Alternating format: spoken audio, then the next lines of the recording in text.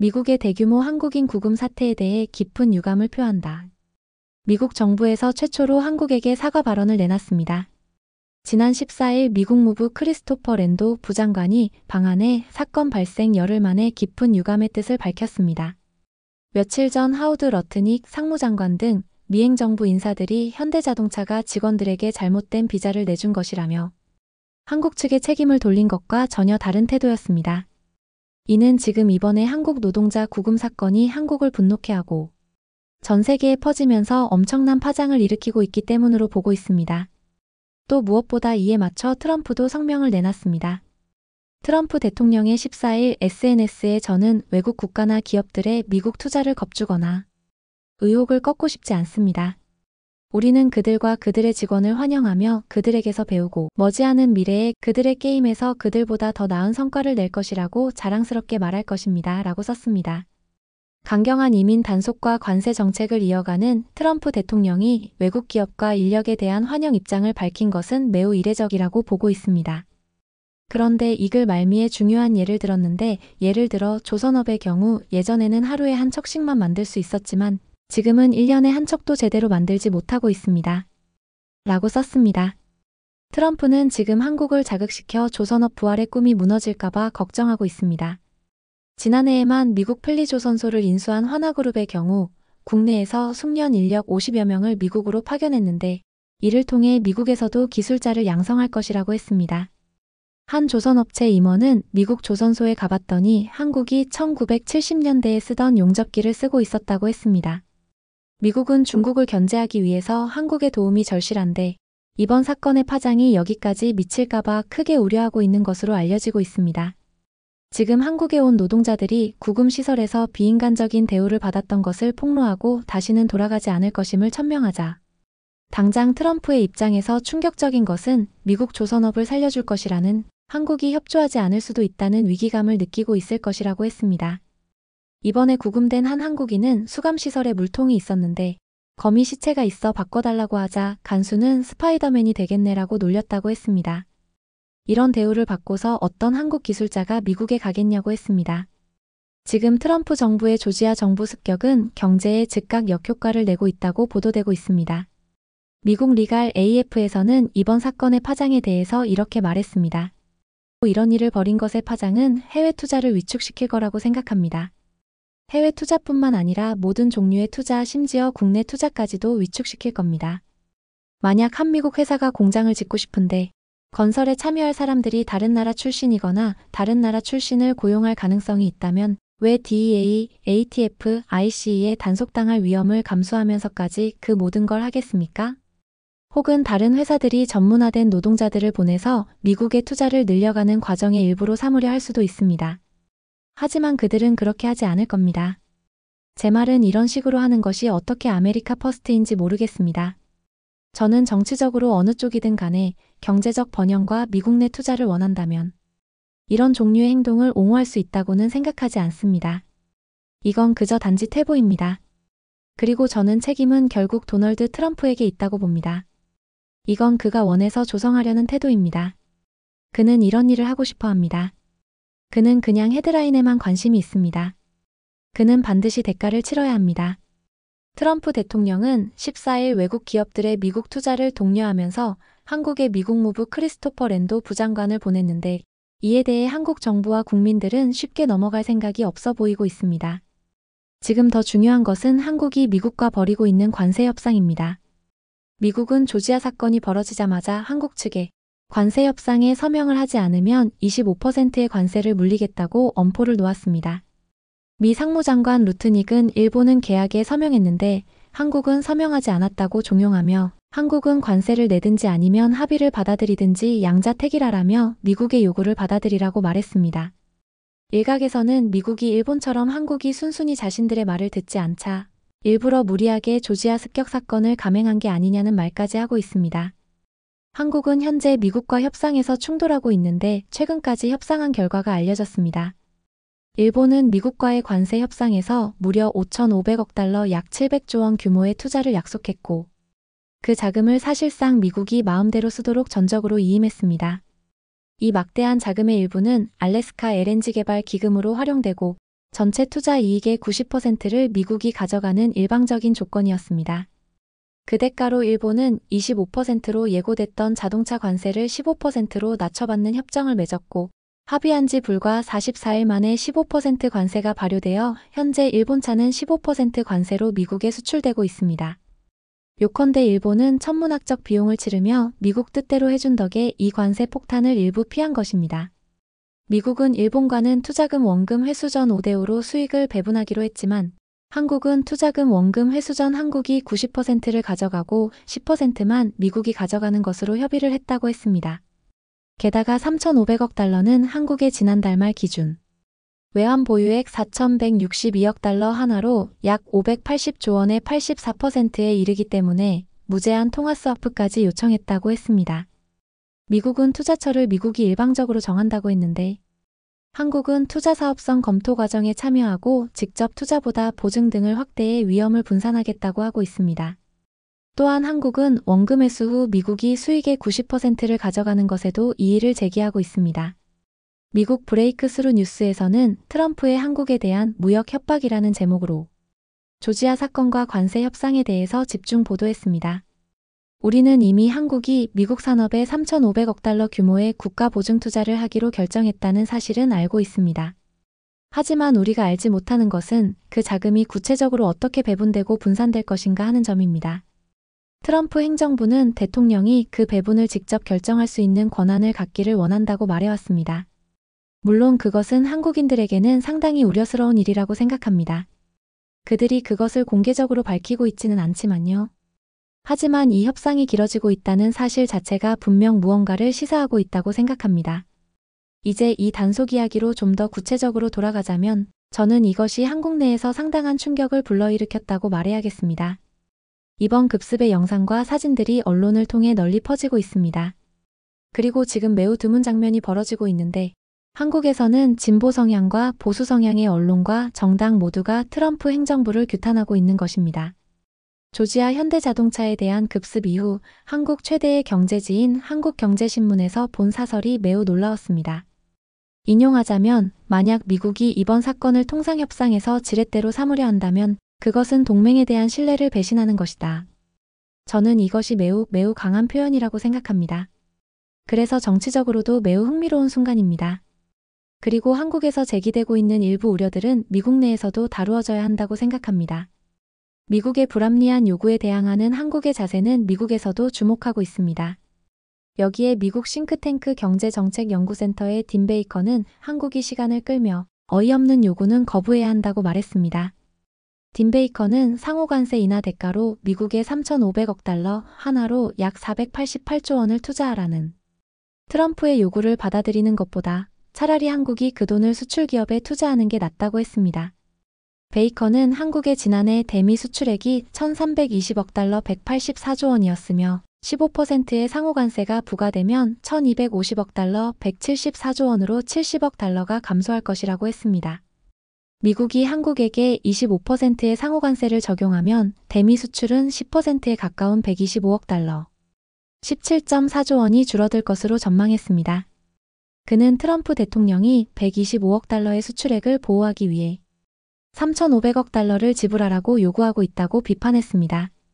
한국이 수출 감소로 피해를 입은 근로자와 기업을 지원하는데 트럼프 대통령이 요구하는 금액의 5%만 사용해도 훨씬 유리한 고지를 점할 수 있다는 것입니다. 또한 딘 베이커는 이러한 주장 끝에 가장 중요한 이야기를 했는데 트럼프는 합의를 한 이후에도 이를 언제든지 파기하며 더 많은 돈을 요구할 수 있다고 했습니다. 국내를 비롯한 해외 전문가들은 이런 불합리한 요구에 서명한 일본이 이해가 안 간다며 한국의 행동을 응원하며 눈여겨보고 있습니다. 미국의 무리한 요구에 서명한 일본은 오는 16일 27.5%에서 관세가 15%로 낮아지게 되면서 현지에서 현대차 등 한국산 자동차보다 일본산이 저렴하게 판매될 것이라는 관측이 나오고 있습니다. 한미 정부 간 관세 협상 난항으로 미국에서 25% 관세에 묶여있는 한국산 자동차가 일본산 자동차보다 비싸지는 가격 역전이 나타날 수 있다는 것입니다. 하지만 한국 정부는 당장 합의가 이루어지지 않아도 시간을 두고 싸울 것이라며 협상에 있어서 데드라인이 없다고 천명했습니다. 미국은 당장 서명하고 외환 보유고 84%를 입금하라고 요구하고 있는데 한국은 이를 거부하고 있습니다. 한 네티즌은 여기에 서명 안 하길 정말 잘했다며 우린 엔화와 유로처럼 중기축 통화국도 아니고 미국과 무제한 달러 스와프도 맺지 않았다. 지금이라도 늦지 않았다. 3,500억 불 투자는 취소하고 차라리 관세를 내는 걸로 하자. 몇 년만 버티면 된다. 이런 비정상적인 관세 정책은 오래갈 수가 없다. 그동안 우린 수출 다변화와 국내 첨단 산업 육성에 신경을 쓰자. 라고 말했습니다. 그리고 많은 네티즌들은 이렇게 말했습니다. 이건 의사조약보다 더한 요구다. 서명 안 하길 정말 잘한 것. 지금 관세 무효라고 미국 법원에서 판결 나고 있는데 우리가 왜 저런 식민지 시대에나 할 법한 사인을 하냐? 트럼프 3년 반 동안 힘들더라도 관세 내는 게 우리 국익에 더 나을 듯. 어떤 불이익을 준다고 해도 절대 굽히지 마십시오. 한국인은 갑질만큼은 참지 못하는 민족입니다. 미국이 조지아 현대 공장에 한국인들을 짐승처럼 가둬둔 지 어느새 2주 정도의 시간이 지나가고 있는데요. 한국인들을 알고 지낸 사람들은 이렇게 갑작스럽게 인사도 하지 못하고 떠난 이웃들에 대하여 그리움과 동정 어린 시선을 보내며 미 행정부를 비판하고 있습니다. 이렇듯 아직도 이 여파가 쉽게 가시지 않고 있는데요. 특히 미국 내에서도 트럼프에 대한 반발이 심하게 일어나고 있어 트럼프도 이 사태를 해결하기 위해 골머리를 썩고 있는데요.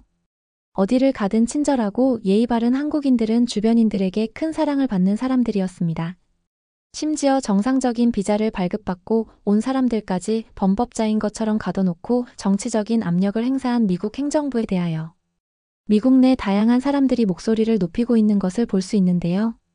결국 도널드 트럼프 미국 대통령이 최근 조지아주 배터리 공장 건설 현장에서 발생한 한국인 구금 사태에 따른 해외 기업의 대미 투자 위축 우려를 수습하려는 듯한 발언을 내놨습니다.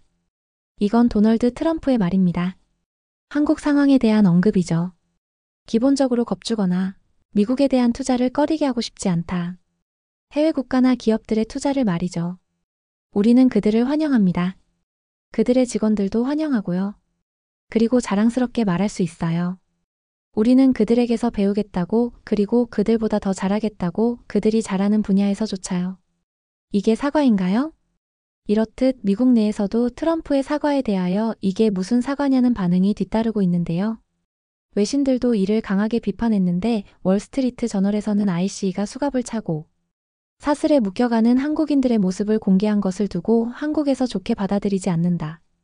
트럼프 행정부는 일부 노동자들이 불법으로 국경을 넘었고 다른 이들은 만료된 비자로 일하고 있었다고 말하지만 어떤 경우든 조지아에서와 같은 급습은 트럼프 대통령이 원하는 외국인 투자를 억제하는 요인이라고 비판했습니다.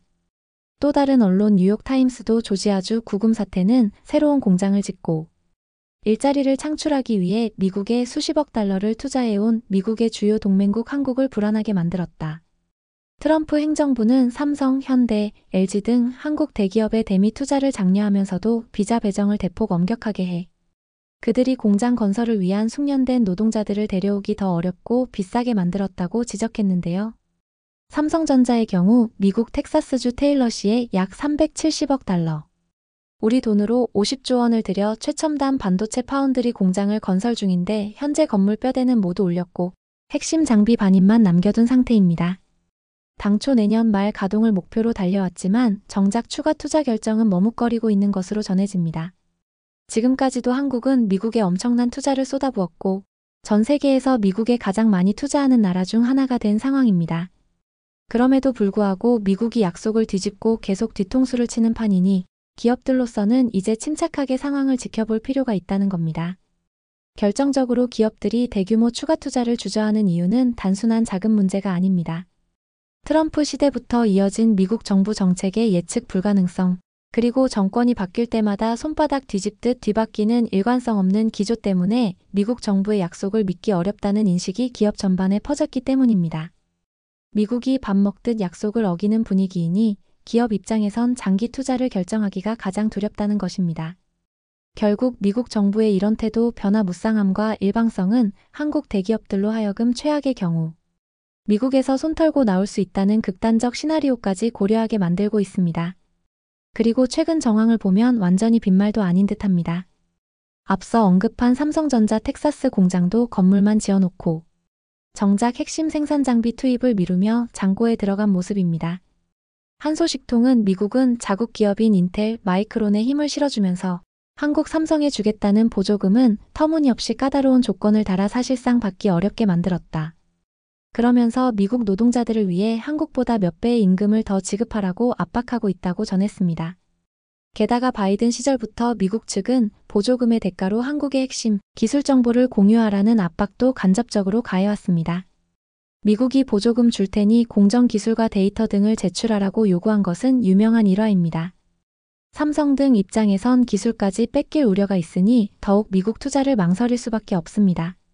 실제로 삼성전자 내부에서는 이럴 바엔 차라리 투자금을 국내로 돌리는 유턴을 검토해야 하는 것 아니냐는 말까지 나올 정도라고 합니다.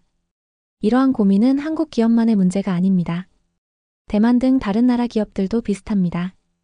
미국이 저런 식으로 일방적으로 나오고 수익성도 악화된다면 누가 목돈 들여가며 미국의 공장을 더 지으려 하겠느냐는 겁니다.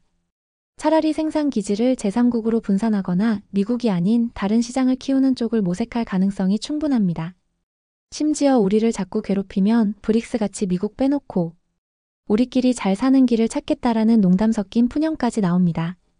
이렇듯 현재 전문가들은 모두 한마음으로 입을 모아 미 행정부의 엇박자, 행보에 스스로가 걸려 넘어지고 있다 전했는데요. 외국인들이 더 많이 들어오기를 원한다고 말하면서도 동시에 외국인들을 잡아서 추방을 하는 이상한 상황이 다른 나라. 사람들이 미국이라는 나라에 대한 신뢰를 잃게 만들고 앞으로 미국 내 생길 수 있었던 일자리를 축소하고 있다는 말은 아주 당연한 인과관계라 앞으로 미행정부의 반응이 더욱 주목되고 있습니다. 문제는 미행정부의 엇박자 행보가 계속해서 이어지고 있다는 것인데요. 다음 달이면은 미국 전기차 세액 공제 혜택이 종료가 되기로 확정되어 있어서 현대차 입장에서는 미국 내 전기차 시장 공략에도 큰 애를 먹게 되었습니다. 14일 자동차 업계에 따르면 인플레이션 감축법에 따라 미국 연방정부가 제공해온 전기차 구매 시 $7,500 세액 공제가 다음 달 1일부터 사라지기로 되어 있고 이는 전임 조 바이든 행정부 때 도입한 제도를 반전기차 정책을 내세운 도널드 트럼프 행정부가 폐지하는 것입니다. 전기차 세액 공제가 종료되면 미국 전기차 시장이 크게 위축될 것으로 전망되어 현대의 전기차들도 미국 내에서 크게 위축될 것으로 보이는데요.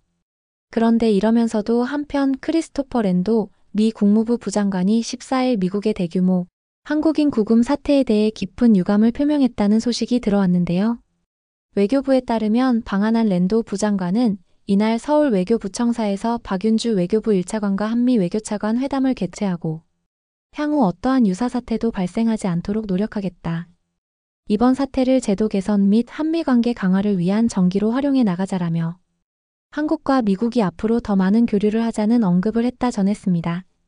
미국의 병주고 약주고가 계속해서 반복되니 어느 쪽이 진심인지 정확히 파악하기가 점점 어려워지고 있는데요. 이렇게 본인들이 스스로 왔다 갔다 하면서 정책의 일관성이 없는 것에 미국 백악관도 정신을 못 차리고 있으며 이런 방식으로의 무역은 사실상 양국 모두에게 이익은커녕 손해가 되고 있는 상황이 전개되고 있습니다. 여러분은 트럼프가 더 많은 외국인들이 미국으로 오기를 바란다는 말을 믿어도 된다고 생각하시나요? 감히 한국을 건드린 트럼프의 최후가 어떨지 기대됩니다. 여러분의 의견을 댓글로 자유롭게 남겨주세요. 시청해주셔서 감사합니다.